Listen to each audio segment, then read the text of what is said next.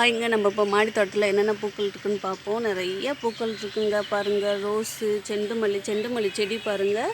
இந்த பெரிய தொட்டியில் வச்சதுனால எவ்வளோ அடர்த்தியாக வளர்ந்துக்கிட்டு இருக்குன்னு சொல்லிட்டு பாருங்கள். முட்டுக்கள்லாம் எவ்வளோ இருக்குது. பூக்கள் நான் அடிக்கடி பறிச்சுட்டே தான் இருக்கேன்.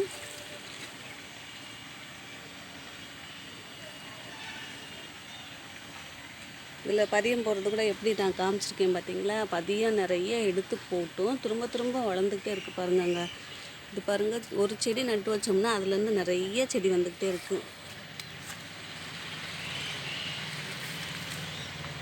ஃபுல்லாக முட்டுக்கள் பாருங்கள். எல்லா செடியிலும் அப்படியே கொத்தா செண்டுமல்லி மாடி தோட்டத்தில் ஒரு தொட்டியில் எவ்வளோ இது பட்டன் ரோஸ் பாருங்கள், இவ்வளோ பூ இருக்கும்.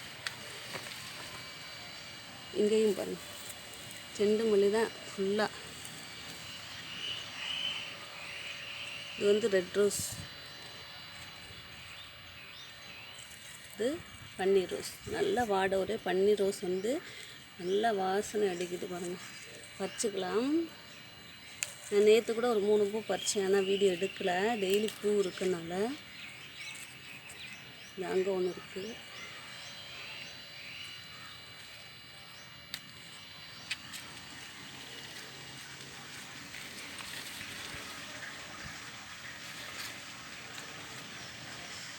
இங்கே ஒரு 2 பூ, இதையும் பறிச்சுக்கலாம். இது செண்டுமல்லி இருக்குது. நான் அப்பப்போ சாமிக்கு பறித்து வைப்பேன் பாருங்கள். எவ்வளோ பூக்கள் இருக்குதுன்னு சொல்லிட்டு. மாடி தோட்டத்தில் நம்ம எப்பயும் கொடுக்குற வெஜிடபிள் வேஸ்ட்டு தாங்க கொடுக்குறேன், வேறு ஒன்றும் எக்ஸ்ட்ரா எதுவும் கொடுக்கல.